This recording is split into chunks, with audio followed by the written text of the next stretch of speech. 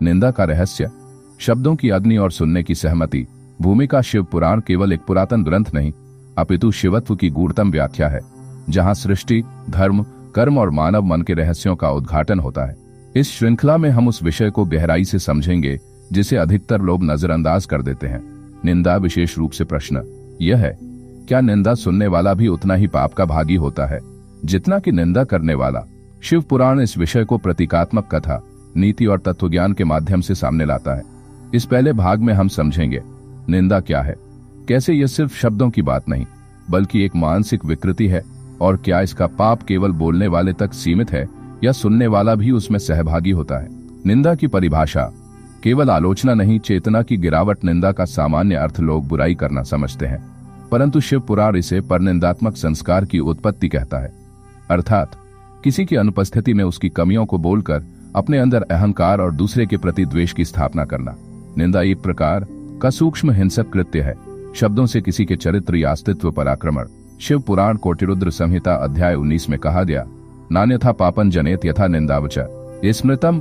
भावार्थ, जैसा पाप किसी को मारने या चुराने से होता है, वैसा ही पाप निंदा करने वाले को होता है। लेकिन फिर प्रश्न उठता है, जो सुन रहा है वह क्या कर रहा है? क्या वह भी दोषी है? श्रोता की भूमिका, मौन, स्वीकृति या मानसिक संलग्नता। जब कोई व्यक्ति निंदा करता है और दूसरा उसे चुपचाप सुनता है, तब वहां एक वाचन संवेदन संप्रेषण त्रिकोण बनता है। शिव पुराण इस त्रिकोण को दोषयुक्त मानता है, क्योंकि निंदा करने वाला पाप का बीज बोता है, निंदा सुनने वाला उस बीज को खाद पानी देता है। निंदा का विषय अनुपस्थित होने के कारण प्रतिवाद नहीं कर सकता। मानसिक सहमति, कर्म में सहभागिता। शिव पुराण का मत है कि यदि श्रोता चुप रहता है, मुस्कुराता है, सहमति में सिर हिलाता है या उस विषय में रुचि लेता है, तो वह निंदक के अपराध में भागीदार बन जाता है। शिव पुराण विद्येश्वर संहिता अध्याय 8, यो ही निंदन्ति तन शृणोति मौनम भजते यह सदोष भाग। भावार्थ, जो निंदा सुनता है और चुप रहता है, वह भी उतना ही दोषी होता है जितना निंदा करने वाला। एक कथानक, ब्रह्मचारी नंदी और निंदा की परीक्षा। शिव पुराण की एक कथा में भगवान शिव अपने परम सेवक नंदी को मानव लोक में भेजते हैं, यह देखने के लिए कि कौन सच्चा शिव भक्त है। नंदी को शिव 2 कसौटियां बताते हैं, जो तुम्हारे सामने किसी की निंदा करे उसे अशुद्ध मानो, जो निंदा को सुनने से इनकार करे या टोक दे उसे परम भक्त मानो। नंदी एक नगर में जाता है और देखता है एक ब्राह्मण किसी और ब्राह्मण की बुराई कर रहा है और दूसरा मौन होकर सुन रहा है। नंदी दोनों को छोड़ आगे बढ़ता है। फिर वह एक वृद्ध महिला को देखता है जो किसी की निंदा कर रही है, लेकिन सुनने वाला हाथ जोड़कर बोलता है, माताजी कृपया ऐसा न कहें, निंदा से हमारा मन भी मलिन हो जाता है। नंदी लौटकर शिव से कहता है, स्वामी, केवल वह वृद्धा के सामने एक टोका देने वाला युवक ही मुझे शुद्ध प्रतीत हुआ। शिव मुस्कुराते हैं और कहते हैं, वह मेरा सच्चा उपासक है। मनोवैज्ञानिक विश्लेषण, क्यों सुनना भी हानिकारक है? मन पर असर, निंदा में बोली गई बातें हमारे चित्त में घर कर लेती हैं। वृत्ति का विकार, दूसरों की त्रुटियां देखने की आदत बढ़ जाती है। द्वेष की भावना, जिसे हमने जाना भी नहीं, उसके प्रति मत बन जाता है। सांस्कृतिक भ्रष्टता, परिवार और समाज में असत्य और परनिंदा को स्वीकृति मिलने लगती है। शिव ज्ञान, निंदा से दूर रहने की विधियां। तत्काल विषय बदलें। यदि कोई निंदा करने लगे तो विषय मोड़ दें, शांत प्रतिवाद करें। इस विषय में हम चर्चा न करें, बेहतर होगा। स्थान बदलें, यदि माहौल विषैला हो वहां से उठ जाएं। भीतर प्रार्थना करें, हे शिव, इस मलिनता को मेरे चित्त में न बसने दो।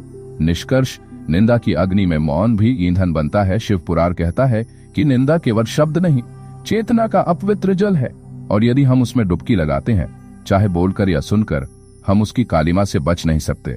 जो सुनता है और मौन रहता है वह सहभागी है, जो सुनकर टोकता है वह साधक है, जो सुनकर भीतर क्षमा करता है वह योगी है। एपिसोड 2, निंदा और संस्कार। क्या निंदा सुनना हमारी भविष्य की वृत्तियां गढ़ता है? प्रस्तावना, निंदा सुनना एक क्षणिक घटना नहीं बल्कि हमारी अंतश्चेतना पर स्थायी प्रभाव छोड़ने वाली प्रक्रिया है। शिव पुराण, जो केवल धार्मिक नहीं बल्कि मनोवैज्ञानिक और आध्यात्मिक शास्त्र भी है, स्पष्ट करता है कि शब्द, विशेषकर अशुभ शब्द, केवल कान से होकर मस्तिष्क तक नहीं जाते बल्कि संस्कार बनकर आत्मा पर अंकित हो जाते हैं। इस भाग में हम ये समझने का प्रयास करेंगे कि निंदा सुनने से हमारे संस्कार कैसे बनते हैं और वह किस प्रकार से हमारे चिंतन, दृष्टिकोण और आगामी जन्मों को भी प्रभावित करते हैं। निंदा और श्रवण संस्कार।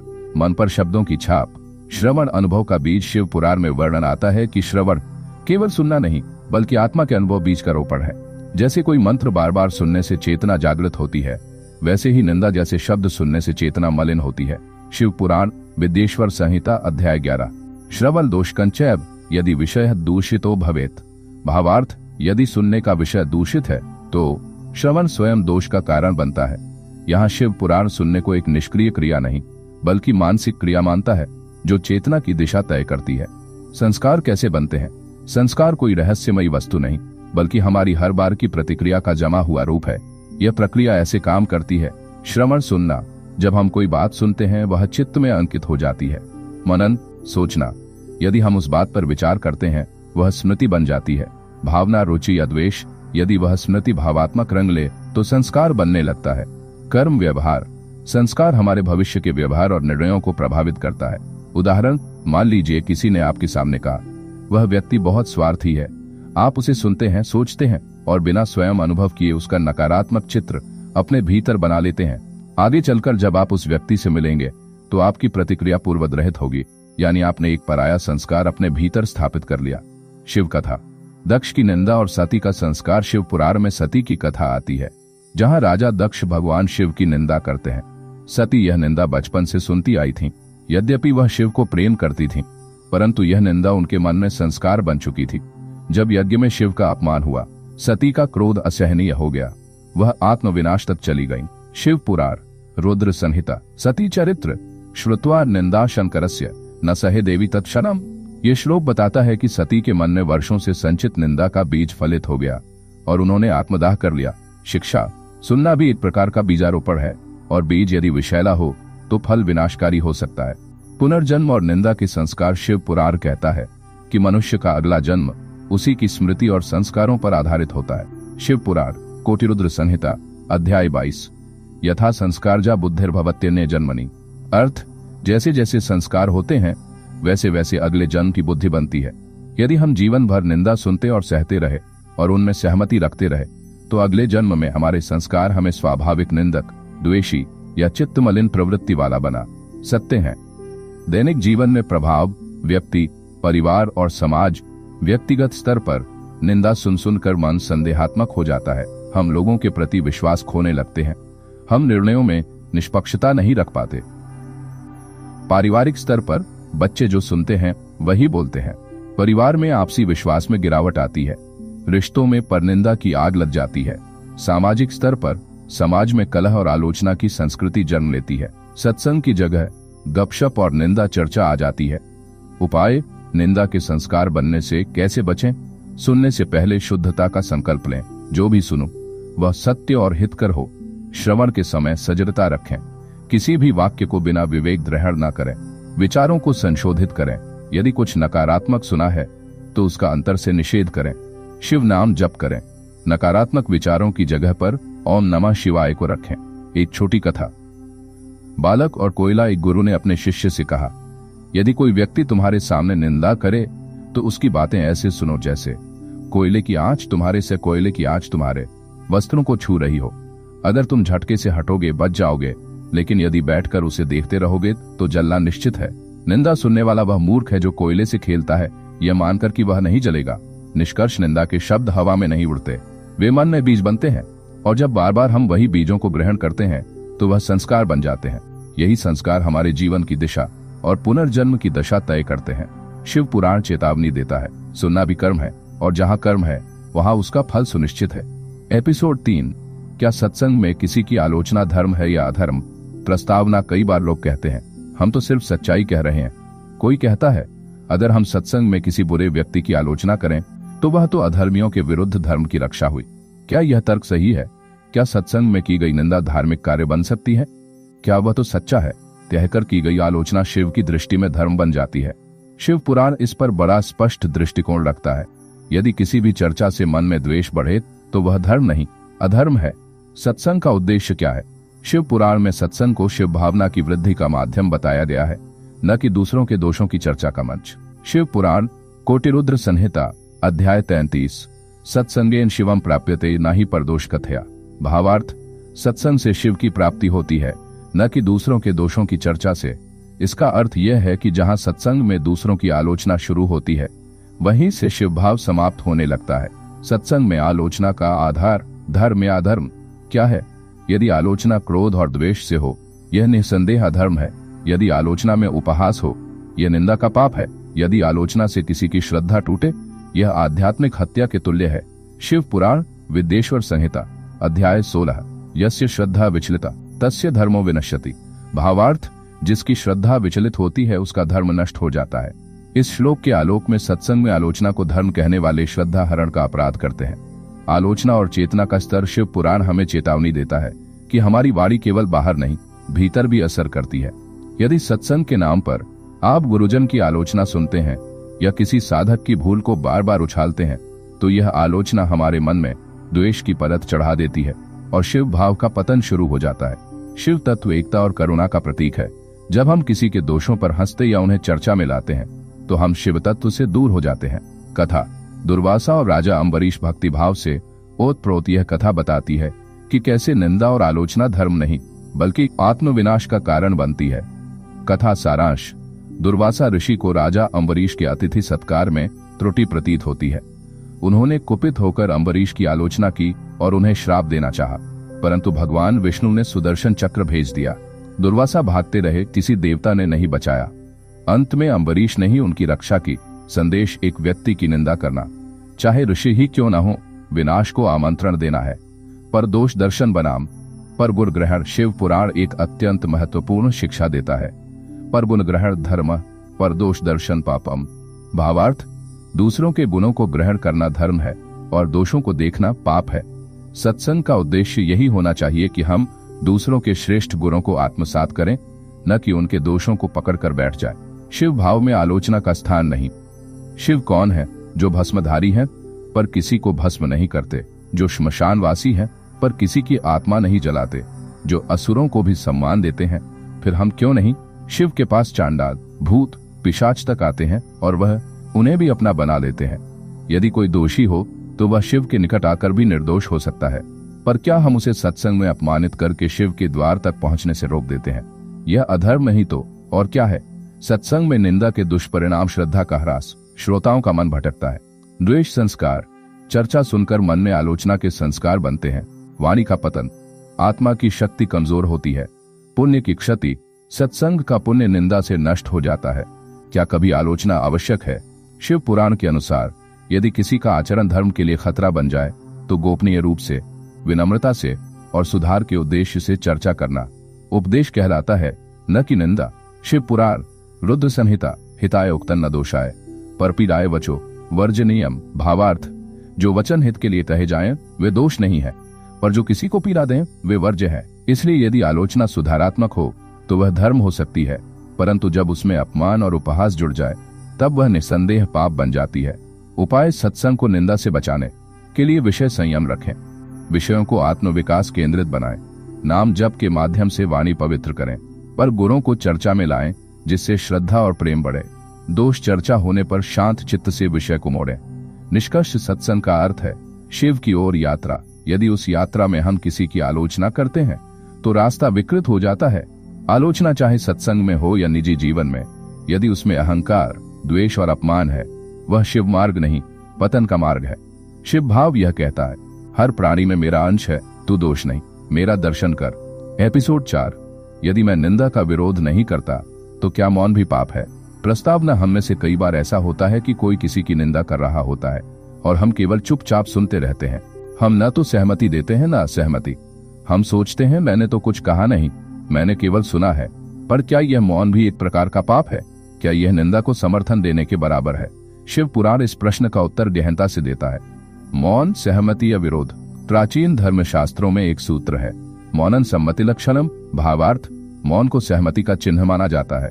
यदि कोई आपके सामने किसी की निंदा करे और आप मौन रहें तो श्रोता की चुप्पी उस निंदा को स्वीकृति के रूप में देखी जाती है। शिव पुराण में स्पष्ट है, जहां अधर्म हो रहा हो वहां मौन रहना स्वयं अधर्म में भागीदारी है। शिव की दृष्टि में मौन की भूमिका, शिव स्वयं अनादि योगी हैं, मौन का आदर्श माने जाते हैं, परंतु उनका मौन तत्वदर्शी मौन है, स्वीकृति का मौन नहीं। शिव पुराण कोटिरुद्र संहिता अध्याय 24, दोषे मौनन पापन भवति धर्मे मौनन ज्ञान लक्षणम। भावार्थ, दोषों के समय मौन रहना पाप है और धर्म के समय मौन रहना ज्ञान का चिन्ह है। इसका अर्थ है जहां अधर्म हो वहां मौन रहना पाप है। जहां कोई तर्क वितर्क का वातावरण हो वहां मौन रहना बुद्धिमत्ता है। एक कथा, माता पार्वती और दक्ष यज्ञ। जब माता सती पार्वती ने अपने पिता दक्ष द्वारा शिव की निंदा सुनी तो वहां उपस्थित बहुत से मुनि और देवता मौन थे। कथा सारांश, दक्ष यज्ञ में भगवान शिव को आमंत्रित नहीं किया गया, वहां शिव का अपमान किया गया। उपस्थित लोग जानते थे कि यह अनुचित है पर चुप रहे। माता सती ने उस मौन को सहमति माना और अत्यंत व्यथित होकर आग में स्वयं को समर्पित कर दिया। यह प्रसंग स्पष्ट करता है कि निंदा सुनकर मौन रहना एक अप्रत्यक्ष पाप है। मौन रहने के प्रकार और उनके परिणाम। मौन का प्रकार, अर्थ पाप या पुण्य। भय के कारण मौन, कुछ कहूंगा तो नाराज हो जाएगा। पाप, उदासीनता का मौन, मुझे क्या करना। पाप, लज्जा का मौन, कह नहीं पाता हूं। पाप, विचारपूर्ण मौन, इस विषय पर ध्यान से सोचूंगा। पुण्य, तटस्थ विरोध का मौन, मैं अपनी उपस्थिति ही हटा लेता हूं। पुण्य, शिव भाव, ये नहीं कहता कि हर स्थिति में वाद विवाद करो, पर यह अवश्य कहता है कि जहां पाप हो रहा हो वहां मौन से उसकी सहमति मत दो, या तो विरोध करो या दूरी बना लो।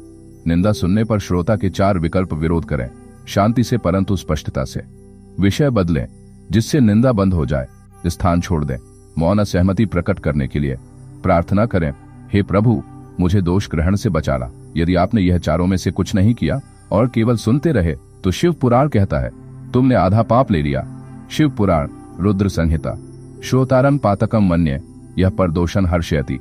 भावार्थ, वह श्रोता भी पातकी है जो दूसरों के दोषों की बातों को सहर्ष सुनता है। निंदा को मौन समर्थन। परिणाम क्या? मानसिक अशुद्धि, आप भीतर से निंदा के संस्कार से दूषित हो जाते हैं। वाणी का पतन, मौन रहने से आगे चलकर स्वयं निंदा करने की आदत बनती है। धर्म की रक्षा नहीं होती, अधर्म बढ़ता है, अंतरात्मा ग्लानि में जाती है। मैं कुछ कह ना सका। शिव उपासक को कैसा होना चाहिए? शिव का भक्त वह है जो किसी के अपमान में मौन नहीं रहता, बल्कि प्रेम से, सत्य से विषय को शुद्ध करता है। शिवस्य भक्तः सदा शुद्ध वाणी, सत्यम ब्रूयात, पर दोष न जाने। भावार्थ, शिव का भक्त शुद्ध वाणी वाला होता है, सत्य बोलता है और दूसरों के दोषों से अनभिज्ञ रहता है। उपाय, जब निंदा हो तब क्या करें? मनोवृत्ति साफ रखें, मैं इस चर्चा का भागी नहीं बनूंगा। शांति से कहें, भाई यह विषय मुझे ठीक नहीं लग रहा। मौन रूप से उठ जाए, बिना बहस किए। नाम जप करें, निंदा का प्रभाव मन पर न आए, इसके लिए नामस्मरण करें। निष्कर्ष, मौन तब पुण्य है जब वह विचारपूर्ण और शिव भाव से जुड़ा हो। पर यदि कोई निंदा कर रहा है और आप केवल श्रोता बनकर मौन है तो आप शिव नहीं, छाया मात्र हैं। मौन श्रोता होना शिव की दृष्टि में अपराध है। आपको विरोध नहीं करना हो तो कम से कम वहां से हट जाएं, जिससे संकेत मिले कि मैं इस अधर्म में भागीदार नहीं। एपिसोड 5, क्या अपने मन में किसी की निंदा करना भी पाप है? चाहे वाणी से न कहें। प्रस्तावना, बहुत बार हम बाहरी रूप से शांत रहते हैं परंतु भीतर मन में किसी के प्रति द्वेष, आलोचना या निंदा करते रहते हैं। हम वाणी से कुछ नहीं कहते, सामने से हम मुस्कुराते हैं, लेकिन भीतर ही भीतर सोचते रहते हैं यह कितना नीच है, इसने ऐसा क्यों किया, यह व्यक्ति योग्य नहीं है। क्या यह भी पाप है? क्या केवल मन में निंदा करना भी वैसा ही दुष्कर्म है जैसे वाणी से निंदा करना? शिव पुराण का उत्तर अत्यंत स्पष्ट और गहन है। शिव पुराण का सूत्र, मनसा वाचा कर्मणा त्रिविधम पापम भवति। शिव पुराण विद्येश्वर संहिता। भावार्थ, मन से, वाणी से और कर्म से, तीनों से पाप होता है। इसका सीधा अर्थ है, यदि तुमने मन में भी किसी की निंदा की है वह भी पाप है, क्योंकि भगवान की दृष्टि केवल तुम्हारे शब्दों पर नहीं, तुम्हारे भावों पर भी है। मन की निंदा, अदृश्य जहर मन में निंदा क्या करती है? विचारों को दूषित करती है, जिससे हमारी दृष्टि दूसरों की अच्छाइयों को नहीं देख पाती। वाणी पर असर डालती है, धीरे धीरे वाणी भी कठोर हो जाती है, चिंतन का स्तर गिरता है, साधना में बाधा आती है, मना शांति नष्ट होती है, अशांत चित्त बनता है। शिव का दृष्टिकोण, भाव ही सब कुछ है। भगवान शिव को भावों का ज्ञाता कहा जाता है, उन्हें भवज्ञ कहा गया है, अर्थात जो भीतर के भाव को भी जान लेते हैं। शिव पुराण में कहा गया है, यो भावन जानाति तन शिवो नुगृह्णाति। भावार्थ, जो अपने भावों को शुद्ध रखता है शिव उसे कृपा प्रदान करते हैं। इसलिए मन के भीतर पनपी निंदा भी पाप है, क्योंकि वह सीधे शिव कृपा को बाधित करती है। मन में निंदा की पहचान, आपने किसी की मन से निंदा की है या नहीं, यह पहचानिए। लक्षण, संकेत, सामने अच्छा व्यवहार, भीतर कटु विचार दोहरा, मन बार बार उस व्यक्ति की गलती मन में दोहराना निंदा। भाव, कल्पना में व्यक्ति को नीचा दिखाना, अहंकार, दूसरों के सम्मान पर मन द्योलन होना, द्वेष। यदि ये लक्षण है तो समझिए आप वाणी से भले चुप हैं पर मन से दोष में हैं। शिव पुराण की कथा, रावण की मनोवृत्ति। रावण ने कैलाश पर्वत को उठाया था, वह शिव भक्त था, रुद्राष्टक रचयिता था, परंतु उसका मन शिव को स्वीकार नहीं करता था। वह शिव को हराने का भाव रखता था। शिव ने क्या किया? रावण के भीतर के भाव को पढ़ लिया और उसे अंधकार में दबा दिया। ये कथा स्पष्ट करती है कि मन के भीतर छिपा भाव, चाहे वो शब्दों से न निकले, शिव की दृष्टि में छिपा नहीं रह सकता। मन की निंदा का समाधान एक दूसरे को भगवान का अंश माने। यह व्यक्ति भी शिव का ही अंश है, इसमें कोई न कोई प्रकाश है। 2. नाम जप करें उस व्यक्ति के लिए, हे प्रभु इसका कल्याण हो। मन में यह भावना रखने से निंदा नष्ट हो जाती है। 3. अपनी गलतियां याद करें। जब हम दूसरों की गलतियों से परेशान होते हैं तब अपनी भूलें याद करना नम्रता लाता है। 4. सकारात्मक दृष्टिकोण विकसित करें। हर व्यक्ति में कुछ अच्छा होता है, बस दृष्टि चाहिए। शिव भक्त के लिए मन की शुद्धता क्यों जरूरी? शिव पुराण कहता है, शुद्धम मनः शिवस्य गृहम्। भावार्थ, शुद्ध मन ही शिव का निवास स्थान है। यदि मन में निंदा, द्वेष, कटुता, आरोप है तो उसमें शिव नहीं शूर बसता है।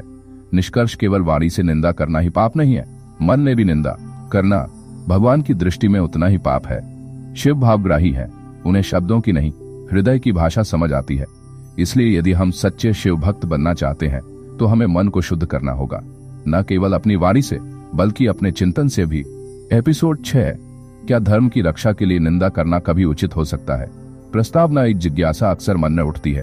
अगर कोई अधर्मी है, पाप कर रहा है, समाज को गलत दिशा में ले जा रहा है, तो क्या उसकी निंदा करना गलत है? क्या धर्म की रक्षा हेतु असत्य का विरोध करने के लिए उसकी आलोचना उचित नहीं? तो क्या इस प्रकार की निंदा पाप नहीं है? शिव पुराण इस विषय को बहुत संतुलन और विवेक के साथ प्रस्तुत करता है। शिव पुराण का सूत्र, धर्म विरोधी का खंडन धर्म है, पर खंडन का भी मर्यादा में पालन आवश्यक है।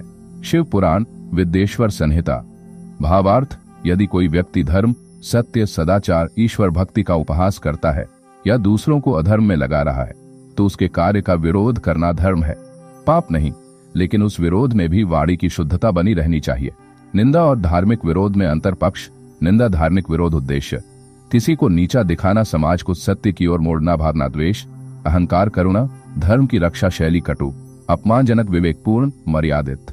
परिणाम दोष लगना। यदि भावना शुद्ध हो, पुण्य। इसलिए निंदा और धर्म संरक्षण हेतु विरोध में सूक्ष्म पर अंतर है। नियत ही तय करती है कि आप पापी हैं या धर्म रक्षक। शिव पुराण की कथा, दक्ष की निंदा और महादेव का मौन प्रसंग। राजा दक्ष प्रजापति ने भगवान शिव की सार्वजनिक निंदा की, उन्हें अपशब्द कहे, उनका उपहास उड़ाया। सभी देवता, ऋषि और ज्ञानीजन सभा में मौन थे, लेकिन नंदी ने उस समय विरोध किया। उसने दक्ष का प्रत्युत्तर दिया। उसने कहा, जो भगवान शिव की निंदा करेगा उसका पतन निश्चित है। यहाँ नंदी की प्रतिक्रिया निंदा नहीं, धर्म की रक्षा थी, क्योंकि वह अपनी भावना में शिव के सम्मान और सच्चाई के प्रति निष्ठावान था। लेकिन दूसरी ओर कुछ लोग दक्ष की निंदा का समर्थन करते रहे या चुप रहे। शिव ने उन सभी को भी दंडित किया। नीति, कौन सी स्थिति में विरोध उचित है? जब कोई व्यक्ति अधर्म को बढ़ावा दे रहा हो, जब उसकी बातें दूसरों को भ्रमित कर रही हों, जब उसका आचरण समाज को भ्रष्ट कर रहा हो, जब वह भगवान, गुरु, धर्म का अपमान कर रहा हो। ऐसी दशा में विवेक से, सम्मानजनक भाषा में और करुणा से भरे मन से विरोध करना निंदा नहीं, सेवा है। सतोगुणी विरोध, रजोगुणी निंदा। निंदा तब होती है जब आप किसी की बुराई में रुचि लेते हैं, उसका अपमान करके संतोष पाते हैं, उसे दुष्ट सिद्ध करना उद्देश्य होता है। धर्म संरक्षण तब होता है जब आप व्यक्ति नहीं, उसके अधर्म का विरोध करते हैं। आप चाहते हैं कि वह सुधर जाए, आप करुणा भाव से प्रेरित हैं, अहंकार से नहीं। भगवान शिव की दृष्टि थौलग्राही है, शब्दग्राही नहीं। अर्थात शिव इस बात से नहीं प्रभावित होते कि आपने क्या कहा, वे इस पर दृष्टि डालते हैं कि आपके मन में भावना क्या थी। यदि आपके मन में सत्य की रक्षा की भावना थी, किसी आत्मा को अज्ञान से निकालने की करुणा थी और भाषा में भी मर्यादा बनी रही, तो शिव आपको दोषी नहीं, धर्म योद्धा मानते हैं। दृष्टांत, शंकराचार्य और मंडन मिश्र। शंकराचार्य ने अनेक बार अधर्मी विचारधाराओं का खंडन किया, वेद विरोधी मतों की कठोर आलोचना की, लेकिन उनकी शैली में गर्व नहीं, ज्ञान था, अहंकार नहीं, युक्ति थी, क्रोध नहीं, करुणा थी। इसलिए उनके विरोध भी निंदा नहीं कहलाए, बल्कि ज्ञान युद्ध कहे गए। कैसे करें धर्म का समर्थन बिना निंदा के? एक व्यक्ति नहीं, कार्य की आलोचना करें, उसका कार्य अनुचित है, कहें न कि वह व्यक्ति नीच है। 2, करुणा रखें, वह भी अज्ञान से ग्रस्त है, जैसे मैं भी कभी था वैसा ही वह भी है। 3, विवेक से बोलें ताकि उसकी आत्मा आहत न हो, धर्म का उद्देश्य सुधारना है, नीचा दिखाना नहीं। 4, प्रार्थना करें कि उसे भी शिवबोध प्राप्त हो, यही शिव की दृष्टि में सच्ची सेवा है। निष्कर्ष धर्म की रक्षा के लिए विरोध करना पाप नहीं है यदि वह शुद्ध भावना से हो। व्यक्ति की आत्मा को नीचा दिखाने के उद्देश्य से किया गया आलोचना पाप है। शिव की दृष्टि में केवल शब्द नहीं, भावना ही निर्णायक तत्व है। अतः धर्म की रक्षा करो पर शिव भाव से, शिव ही तुम्हारे रक्षक होंगे। एपिसोड 7। अगर कोई सामने आकर निंदा कर रहा हो तो क्या उत्तर देना चाहिए या मौन रहना चाहिए? प्रस्तावना, कई बार कोई हमारे सामने किसी की निंदा करता है, कभी हमारे गुरु की, इष्ट देव की, माता पिता की या फिर हमारी स्वयं की। अब प्रश्न यह उठता है, क्या हमें उसका उत्तर देना चाहिए या मौन रहना ही उचित है? यदि हम चुप रहे तो क्या हम भी उतने ही दोषी हैं?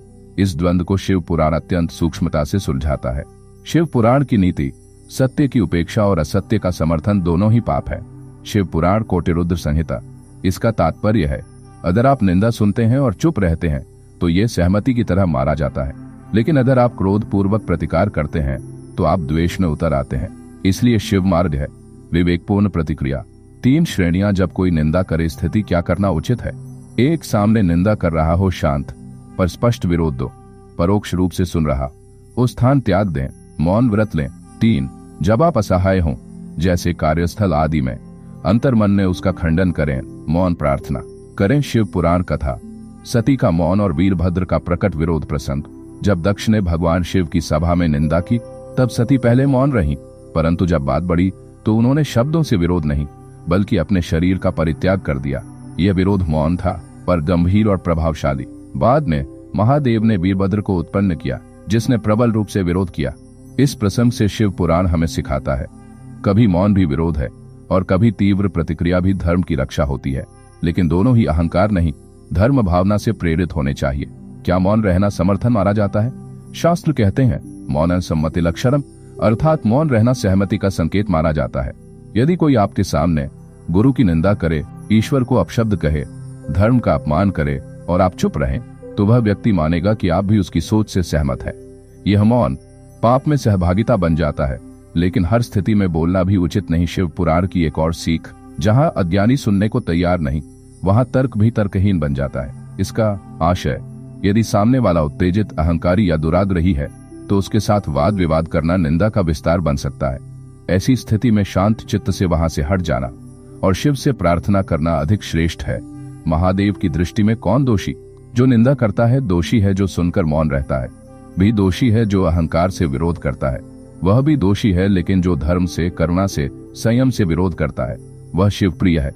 क्या करें जब सामने कोई निंदा करे? 1, शांत चित्त से कहें, मुझे यह बात सुनना उचित नहीं लगता, यह आदर पूर्वक विरोध है, न तो मौन समर्थन, नहीं कटु प्रतिक्रिया। 2, यदि संभव हो स्थान त्याग दें, जैसे ही आप वहां से हटते हैं वह संदेश चला जाता है, यह व्यक्ति इस प्रकार की बातों का सहभागी नहीं है। 3, सच्चाई की रक्षा करें पर व्यक्ति पर आघात न करें। आपकी बातों से मैं सहमत नहीं, कृपया इस विषय पर मेरे समक्ष न कहें। यह भाषा, भावना और धर्म तीनों में संतुलन है। निंदा सहन करना कब पुण्य बन सकता है? शिव पुराण कहता है, यदि कोई तुम्हारी ही निंदा करता है और तुम शांत रहते हो तो वह निंदा तुम्हारे पापों को धो देती है। इसलिए यदि कोई स्वयं की निंदा करे तो मौन पुण्यकारी है, यदि कोई ईश्वर, गुरु, धर्म की निंदा करे तो मौन पापकारी है। यह अंतर समझना ही शिव बोध है। निष्कर्ष, निंदा सुनकर मौन रहना कई बार पाप बन सकता है। हर स्थिति में प्रतिक्रिया देना विवेक से ही करना चाहिए। महादेव की कृपा उन पर होती है जो धर्म का समर्थन करते हैं, पर क्रोध नहीं, करुणा से। अतः जब कोई निंदा करे तब शिव बुद्धि से निर्णय लें। एपिसोड 8, क्या दूसरों की निंदा करने वाला व्यक्ति आध्यात्मिक उन्नति कर सकता है? प्रस्तावना, हम सब अध्यात्म के पथ पर चलना चाहते हैं, पर एक सवाल बार बार सामने आता है। अगर कोई व्यक्ति भक्ति करता है, जप करता है, पूजा करता है, लेकिन साथ ही दूसरों की निंदा भी करता है, तो क्या वह अध्यात्म में आगे बढ़ सकता है? शिव पुराण में इस प्रश्न का स्पष्ट उत्तर दिया गया है। शिव वचन, परदोष दृष्टिर्नर कस्य मार्गा।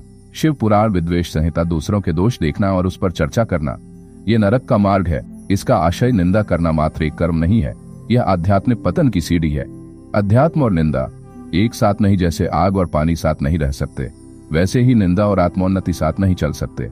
यदि कोई व्यक्ति बाहर से भगवा वस्त्र पहन ले, हाथ में माला लेकर मंत्र जपे, परंतु भीतर किसी की निंदा का बीज बोता रहे, तो वह अंतर से काली ऊर्जा उत्पन्न कर रहा होता है। उसकी साधना केवल बाह्य अभिनय बन जाती है। शिव पुराण की कथा, दुर्वासा और राजा अम्बरीश। दुर्वासा ऋषि बड़े ज्ञानी थे, परंतु एक बार उन्होंने राजा अम्बरीश की निंदा कर दी और क्रोधवश उन्हें शाप देना चाहा, परिणाम सुदर्शन चक्र ने दुर्वासा को धिक्कारा। उन्हें त्रिलोकी में कहीं शरण नहीं मिली। अंत में उन्होंने उसी राजा से क्षमा मांगी। इस कथा का मर्म ज्ञान हो, तप हो, प्रतिष्ठा हो, यदि निंदा साथ हो तो सारा पुण्य नष्ट हो सकता है। निंदा की 5 हानियां। शिव पुराण अनुसार हानि विवरण: 1 पुण्य क्षय, वर्षों की तपस्या एक क्षण में नष्ट। 2 बुद्धि भ्रष्टि, विवेक चला जाता है। 3 मानसिक अशांति, अंदर ही अंदर ईर्ष्या जलाती है। 4 संबंधों में विषमित्रता, गुरुता, सेवा सभी टूटते हैं। 5 ईश्वरीय कृपा का क्षय, निंदा करने वाले से देवता दूर हो जाते हैं। क्या निंदा करने वाला भी भगवान का भक्त हो सकता है? हाँ, वह कह सकता है कि वह भक्त है, लेकिन जहाँ ईर्ष्या, द्वेष और निंदा है वहाँ भक्ति केवल आडंबर बन जाती है। शिव पुराण कहता है, शिव केवल उन्हीं हृदयों में निवास करते हैं जहाँ निंदा नहीं होती। इसलिए निंदा करने वाला भले मंदिर जाए, जल अर्पित करे, शिवरात्रि का व्रत रखे, पर जब तक वह दूसरों के दोषों को खोजने और सुनाने में लगा रहेगा वह शिव तक नहीं पहुंच सकता। कैसे रुके निंदा? 1 वाणी से संयम रखें। जो बात सामने नहीं कह सकते वह पीठ पीछे न कहें। 2 मन में संभाव रखें। दूसरों के दोष देखने से पहले अपने भीतर झांके, क्या मैं पूर्ण हूं? क्या मैं ऐसा दोष रहित जीवन जी रहा हूं? 3 अच्छाइयों की चर्चा करें, निंदा छोड़िए। किसी की अच्छाई का गुणगान कीजिए, ये भक्ति को पुष्ट करता है। महादेव क्या कहते हैं?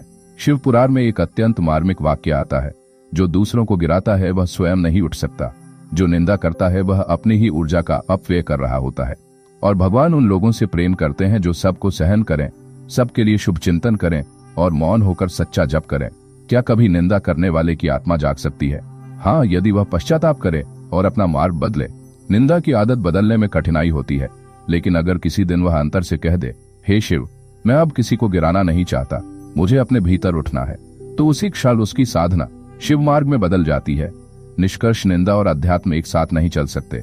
निंदा करने वाला जब तक स्वयं को शुद्ध नहीं करता वह आगे नहीं बढ़ सकता। महादेव उन्हीं के हृदय में बसते हैं जो नम्र, मौन और शुभचिंतक होते हैं। एपिसोड 9: जब कोई हमारी निंदा करता है और हम शांत रहते हैं तो उसका क्या पुण्य या पाप फल मिलता है?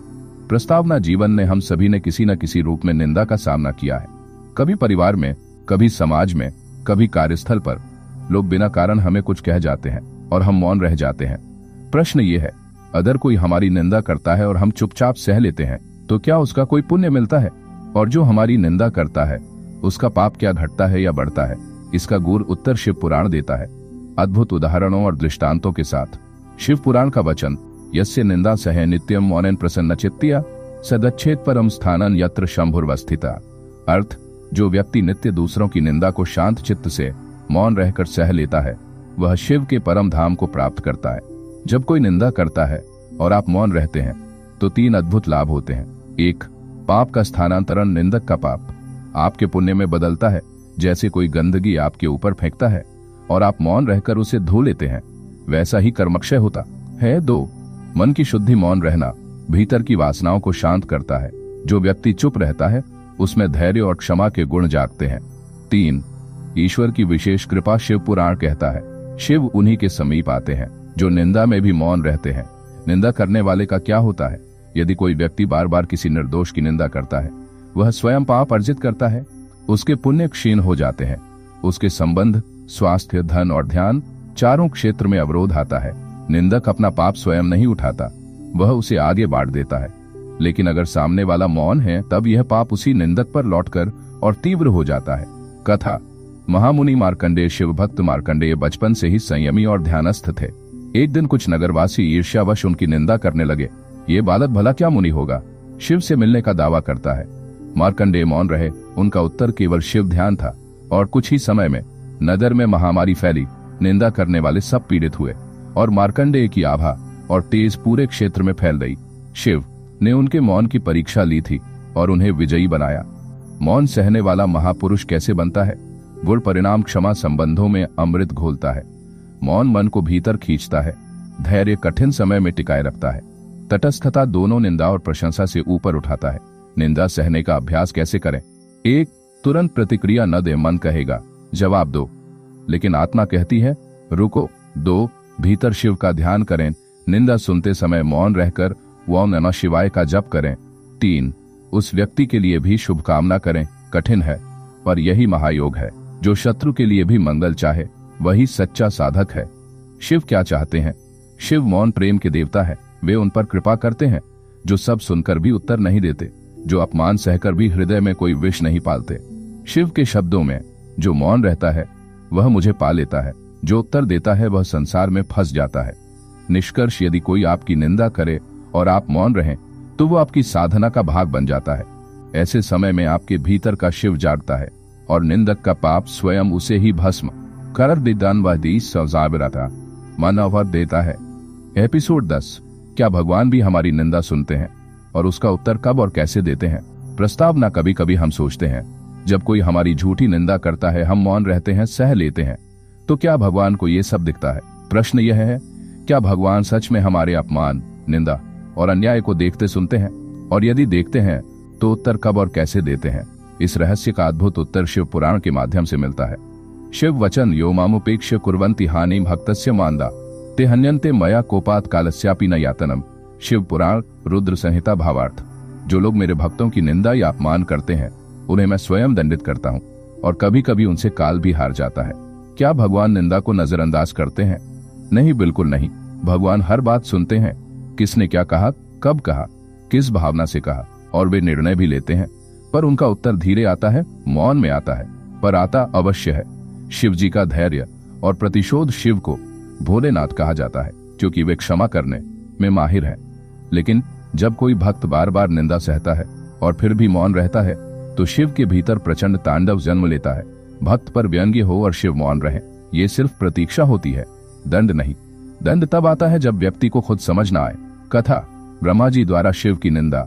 एक बार ब्रह्मा जी ने कहा, शिव को पूजा क्यों जाए, वह तो मसान में रहने वाला, भस्म लपेटने वाला श्मशानवासी है। नारद जी ने ये बात शिव को बताई। शिव मौन रहे, परंतु कुछ ही समय में ब्रह्मा जी का एक सिर काटा गया शिव द्वारा और ब्रह्महत्या का पाप शिव के हाथों में लग गया। ब्रह्महत्या दोष ये शिव की प्रतिक्रिया नहीं थी, ये समय के साथ आया हुआ न्याय था। भगवान का न्याय 3 चरणों में। चरण विवरण 1, सहन। भगवान पहले आपके मौन को परखते हैं। 2, संकेत। अपमान करने वाले के जीवन में असंतुलन आता है। 3, समाप्ति। यदि वह फिर भी नहीं रुके तो भगवान स्वयं उत्तर देते हैं। जब भगवान उत्तर देते हैं तो कैसे? 1, निंदक की ऊर्जा टूटती है, वह चाहे कितना भी ऊंचा क्यों ना हो। जब भगवान हस्तक्षेप करते हैं उसकी प्रतिष्ठा, शांति और शक्ति सब धीरे धीरे टूटने लगती है। 2, भक्त का तेज बढ़ता है। जैसे जैसे निंदक गिरता है मौन साधक की आभा स्वतः फैलती है। तू बोलता रहा, मैं मौन रहा, अब बोलने का समय ईश्वर का है। 3, ईश्वरीय हस्तक्षेप अदृश्य होता है। भगवान सीधे प्रकट नहीं होते, वे जीवन के माध्यम से संकेतों में उत्तर देते हैं। मौन रहकर निंदा सहने वाले को क्या मिलता है? शिव पुराण कहता है, भक्तोपि यदि सहते तेषा तिष्ठाम यहाँ सदा, ये निंदा कुर्वते तेषा जीवनं भवति क्षयः। जो भक्त मौन रहते हैं मैं उनमें वास करता हूँ और जो उनकी निंदा करते हैं उनका जीवन धीरे धीरे क्षय होता है। भगवान क्यों तुरंत उत्तर नहीं देते? क्योंकि वे पहले उस व्यक्ति को चेतावनी देते हैं, उन्हें समय देते हैं सुधरने का। लेकिन जब चेतावनियां अनसुनी होती हैं तब भगवान का निर्णय अपरिहार्य होता है। निष्कर्ष, भगवान हमारी निंदा सुनते हैं। हर शब्द वे तुरंत नहीं बोलते, पर चुप नहीं रहते। जब उनका उत्तर आता है तो संसार चुप हो जाता है।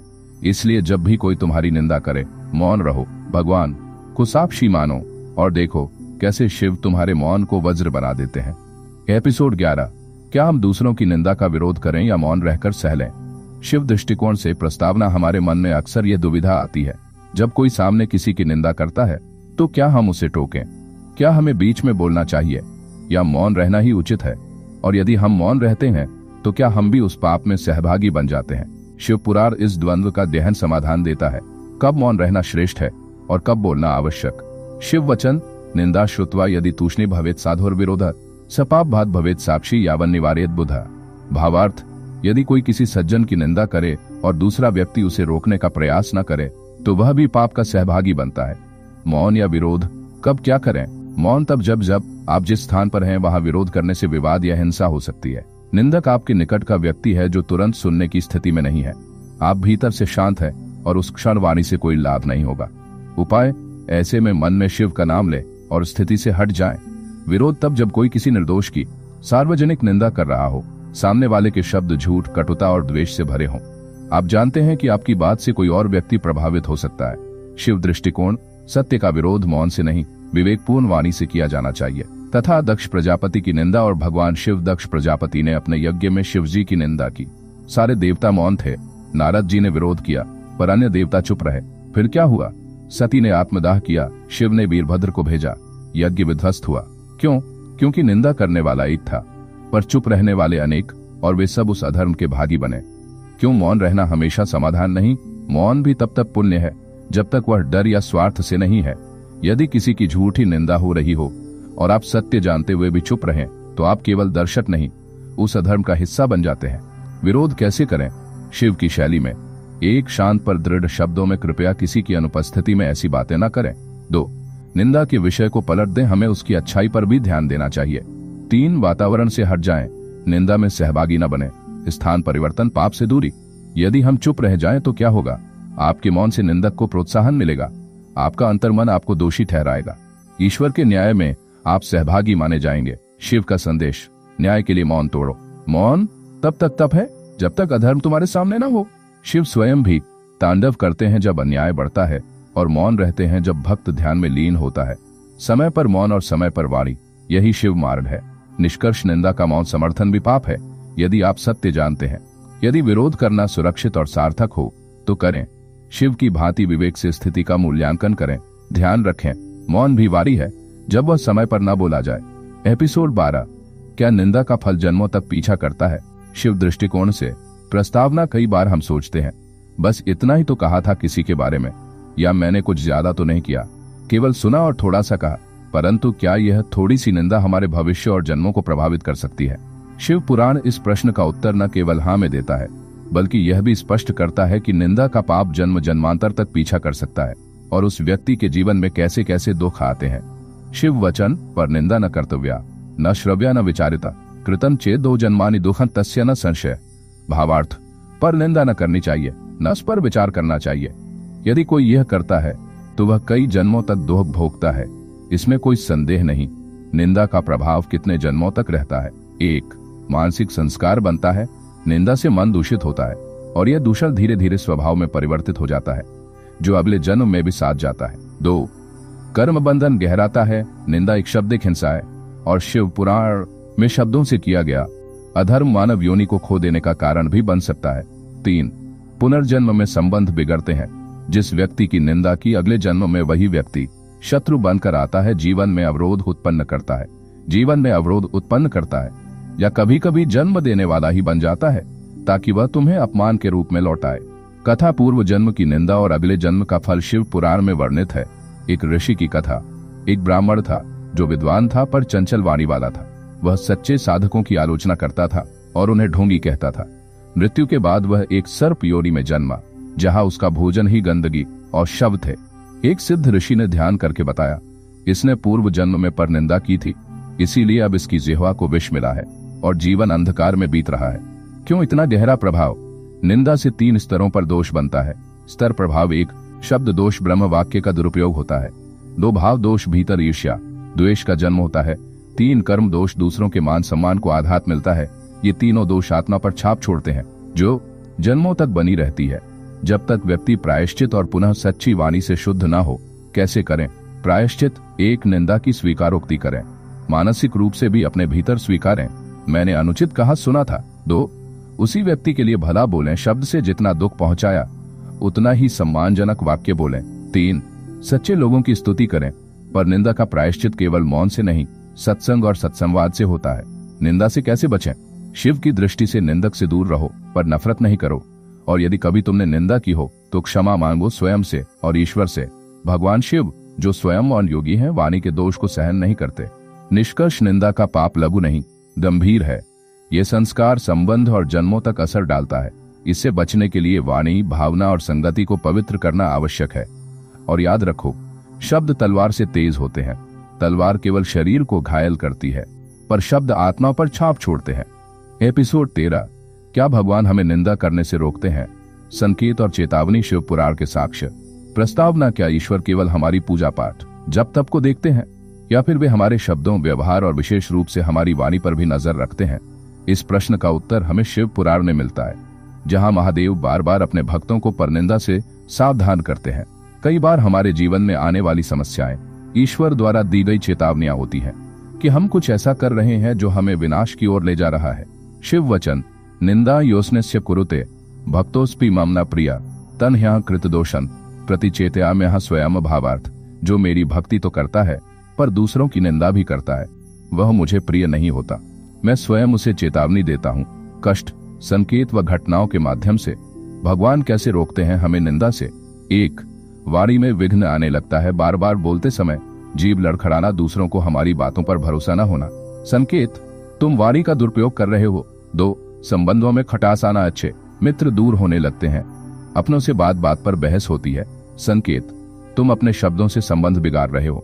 3. ध्यान और पूजा में मन न लगना, शिवजी की मूर्ति या फोटो देखकर मन अस्थिर हो जाना, मंत्र जप में विघ्न आना। संकेत, तुम्हारी वाणी वृत्ति अपवित्र हो गई है, साधना से पहले उसे सुधारो। 4.